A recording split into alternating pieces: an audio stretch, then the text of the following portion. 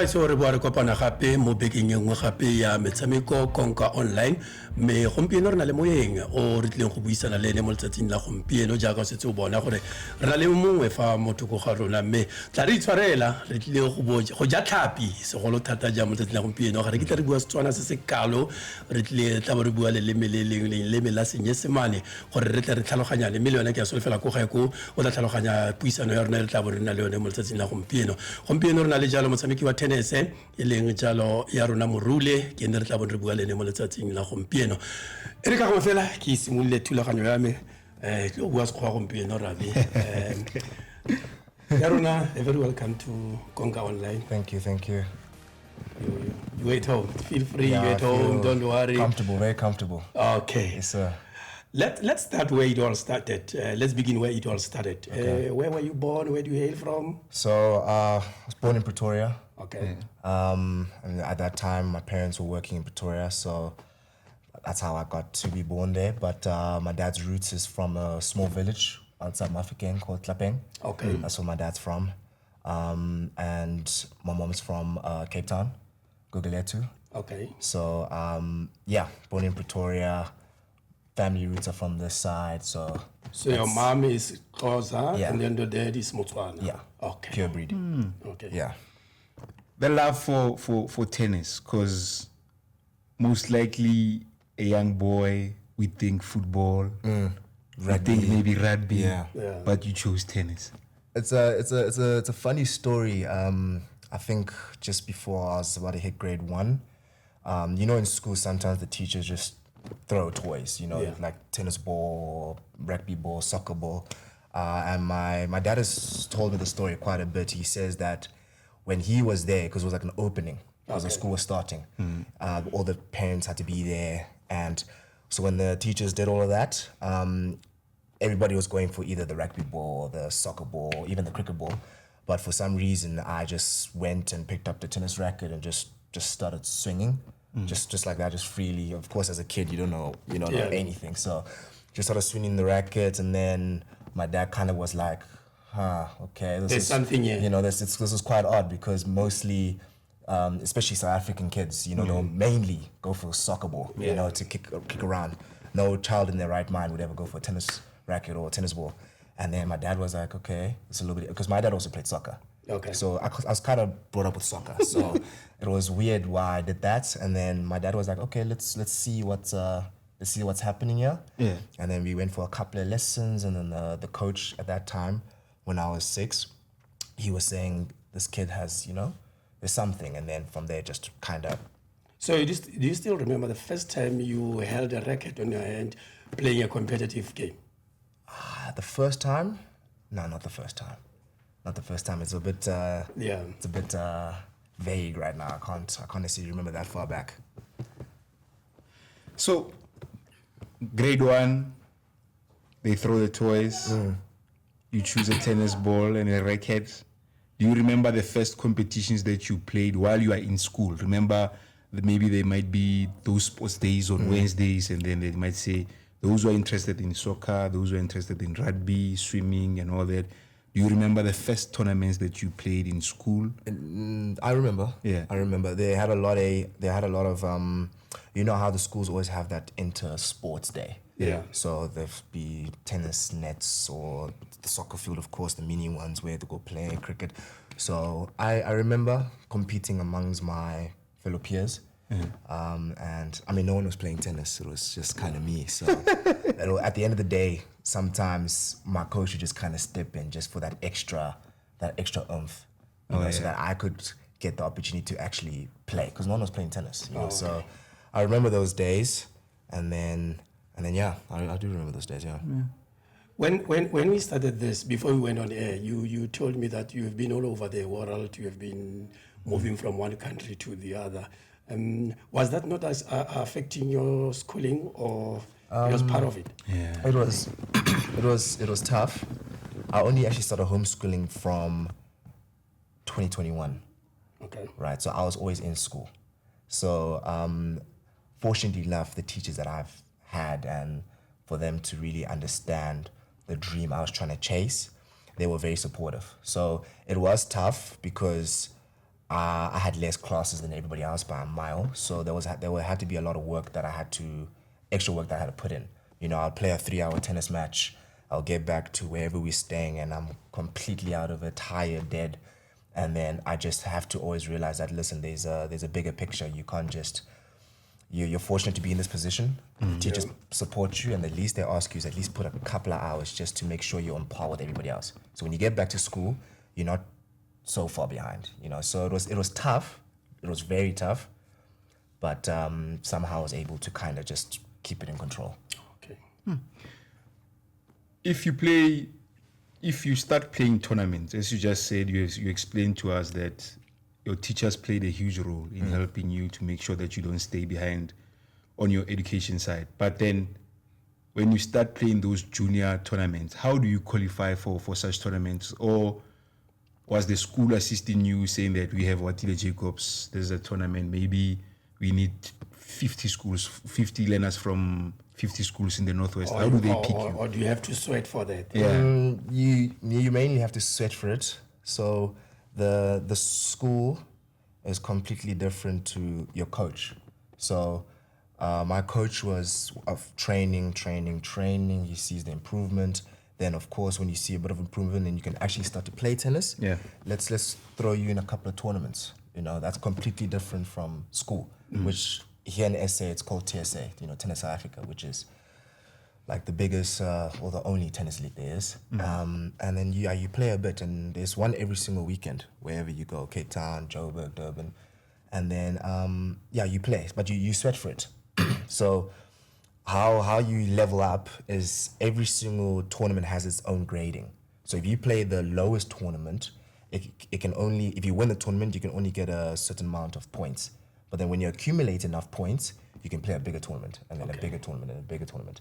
So like right now, I can't go play Wimbledon because I don't have a world ranking. I need to play futures, get those points, then I play 25K futures.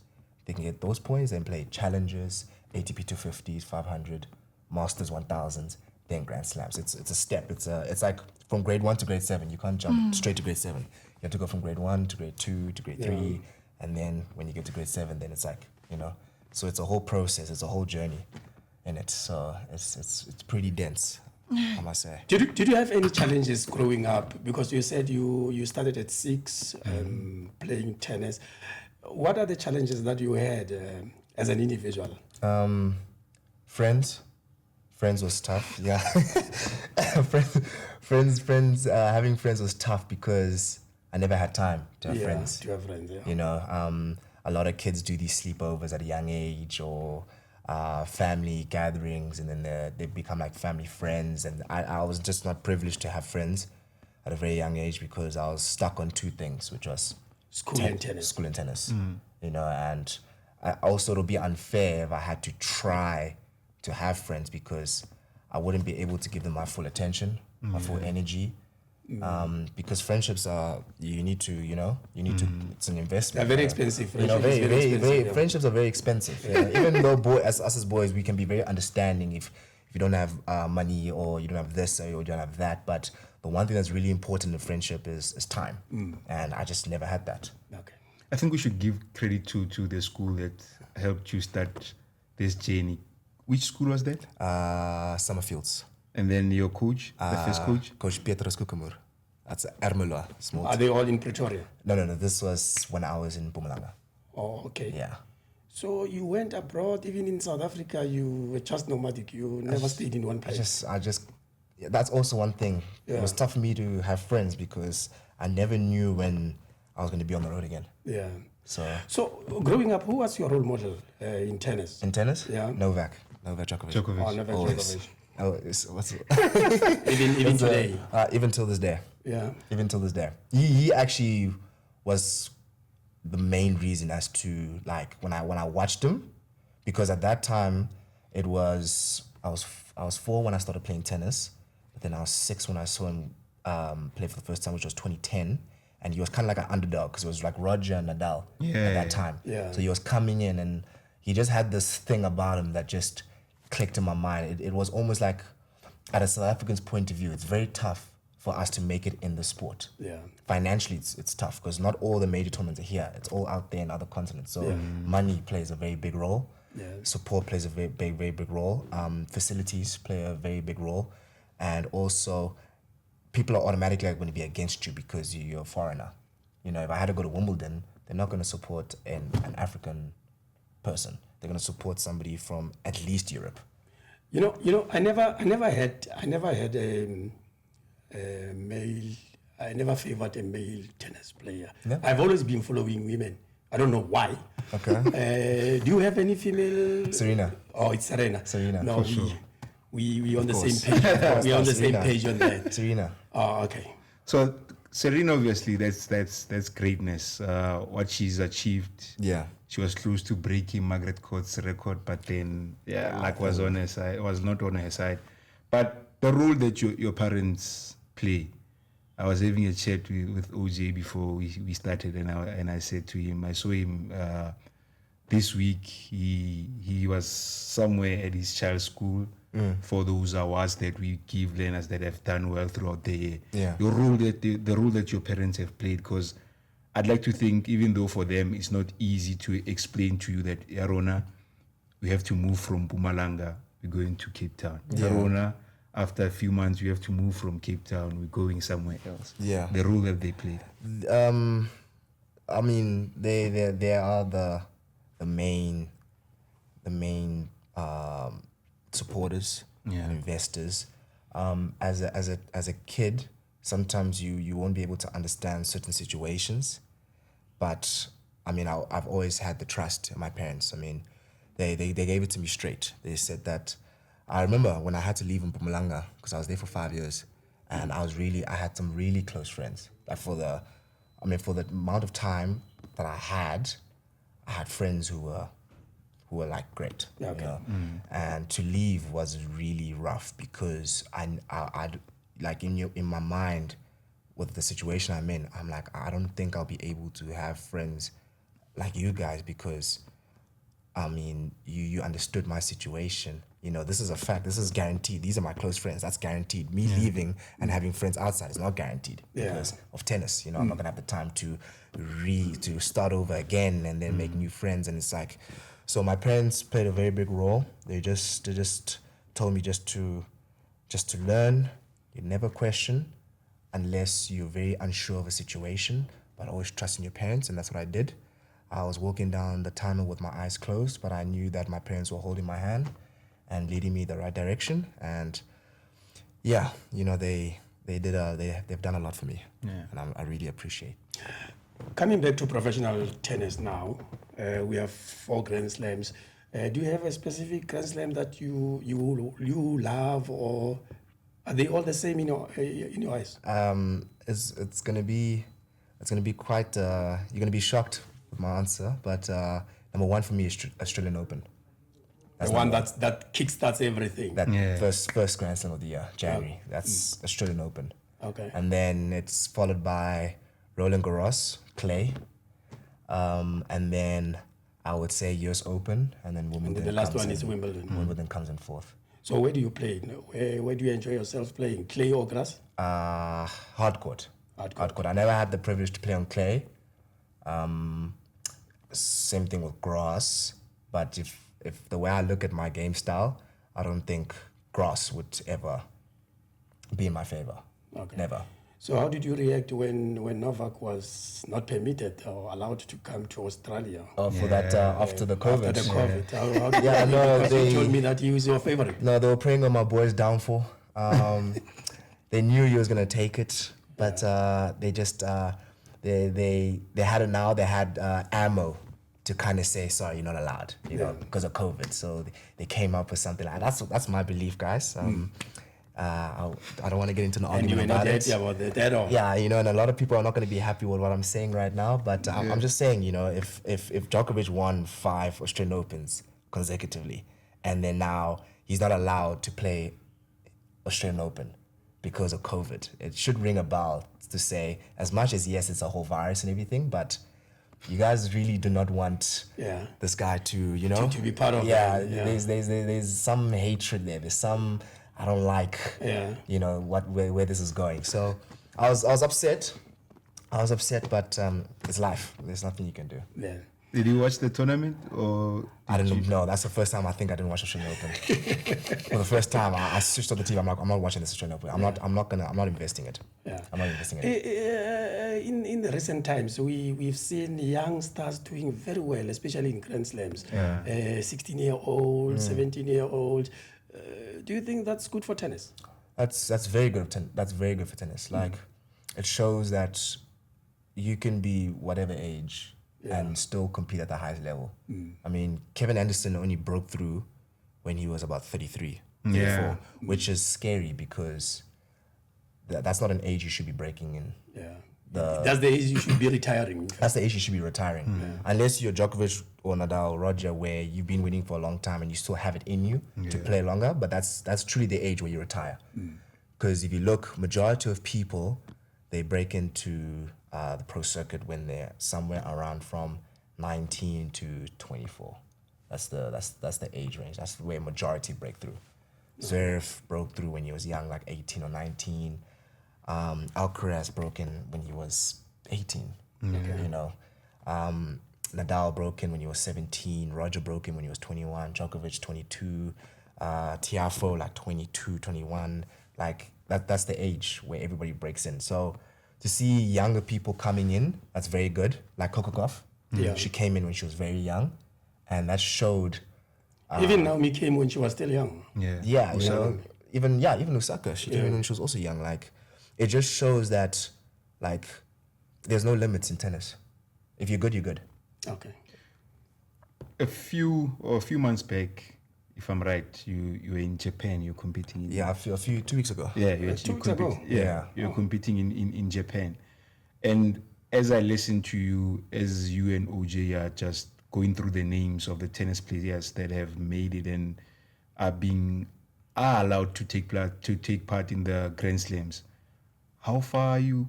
Because after Kevin Anderson, I think Lloyd Harris is struggling now. Yeah. He had a good opportunity with injuries. We wish to see you there. But how far are you? So as much as it's a very far objective, but it can also be very close. If you take, for example, Sinner. Sinner, most people take about almost 2 to 3 years to break it through, but Sinner did it in a year. In one year. Even Alcaraz did it in the shortest time, like almost 6 months to 10 months. He went from being 1,500 in the world to top 10, and then winning a Grand Slam. So it's very tough to say, but it's a close objective, but it's also far because it involves a lot of money to get there. It involves a lot of money to go from there. I mean, flight tickets, guest lodges or hotels, food. If I get an injury, then that's a physio. Shoes get finished, and shoes cost like an arm and a leg nowadays. Like Nikes go for about 3.3, 3.2, and I don't have that type of money to be spending almost every single week because you're always on the court. So the objective can be very close if you have the money. If you've got the money, you can go pro in under a year. Looking at the standard of tennis in South Africa, what's your taking? How do you feel? Are we going somewhere, or we stuck at the same place? There was a point that SA tennis was ridiculous. Like, we had players who could compete with almost anybody in the junior circuit from the year 99. I don't know about the years before that because I didn't see those players, but from what I saw, from the year 99 to my year 2004, that bunch of group right there, ridiculous. We've had probably 10 plus players who were top 100 junior ITFs. We had players to go to tennis centers in Morocco, Tunisia to be training with whoever. players opportunity to go to Morotoglu to be training with your players like Holger Rune or Coco Goff or whoever. One close friend of mine, Kolo Monsi, he got to about like 12 in the world. And right now he's like almost one of the best tennis colleges in America. They're like top 10 or 20. Talented. But it goes back to the thing of if TSA or the government had to say, okay, you know what? This is the money we have. We are going to take 2 of the best players in each and every single age group, and we're going to send them for Hoya to compete. If they did that, I can guarantee you, one surely had to break through. Surely.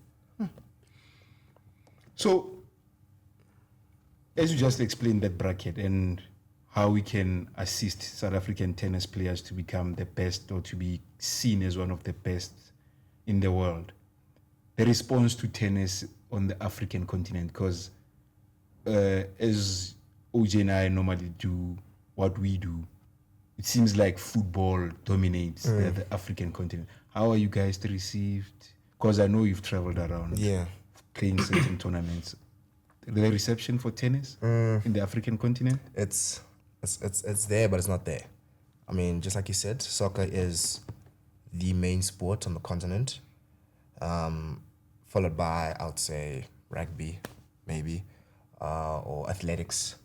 Yeah, let's say athletics, because rugby it's South it's African, South African thing. Yeah. You see, but we hold it so high, and we just say, you know, in Africa, you can tag along with us at this point, But yeah, I would say like soccer, athletics, like tennis comes in maybe like number 4 or 5. So I think it's just because the exposure. No one is talking about tennis like that. No one is saying, who's the next African prodigy for tennis? Or who's next in line for tennis? I mean, everybody only started to hear Lloyd Harris once he broke top 100. But if you go anywhere else, everybody's heard. Okay. Like everybody's heard. You go to America, if you are a tennis player or a pro tennis player or whatever, national tennis player, you are going to be heard from the get-go. Because it's just the media, that side is not only around one specific sport, it's around every single sport. And that, I think SA shines too much light at soccer and rugby. Meanwhile, the talent here is ridiculous. Like the tennis is ridiculous. Athletics is ridiculous. There's a little bit of some noise with athletics, I think. But swimming, it's a joke. Like, we got some fishes down here, you know. We've got some tennis players. There's talent. Africa is so blessed. Genetically, we are so blessed that we can play almost any sport, and naturally we can easily take it in. And then now all it just takes is the time to sharpen the iron, to work on the skills, to train, to understand the ins and outs of the sport. And then what's stopping an African man to make it in any sport? We are blessed physically. Yeah, since you've been home, we've got a court here in Mawatu Stadium. Do you normally visit there, or what role do you play, especially to assist the up and coming young ones? So I train there majority of the time. For the last 4 years, I've been training there, and there's a lot of kids. I mean, over the years, I've seen growth. Yeah. From the beginning, there was a couple, maybe like 10, 15 kids, but then now, since I've been training, and then Coach Sebulela came in, Donald's coach. Yeah, Donald Rampart. Yeah. When he came in, we really started to come together and be like, you know, as much as we're working on me, but I also like to give back to my people. Yeah. You know, I'd love to introduce tennis to a lot more kids, because it's a sport. It's a beautiful sport. It really is beautiful, and people don't actually understand how beautiful the sport is. You know, everyone is like, it surely gets boring if you're always focused on the same sport. I mean, don't you want to see another sport coming in and, you know, taking the world by storm? You know, like from 4 years ago to having like 15 kids, now they're like almost clocking 50, 60 kids. Like, you know, and they're enjoying it, and they're learning. And I think my role is, I think I have a very big responsibility to keep that standard there, you know, because when they look at me, that's where they want to be. But I'm pushing these kids to be like, no, you need to be there. not where I am. This is my journey. Yeah. God says I'm supposed to be here, and God says I will be there at the right time. But that doesn't mean you need to.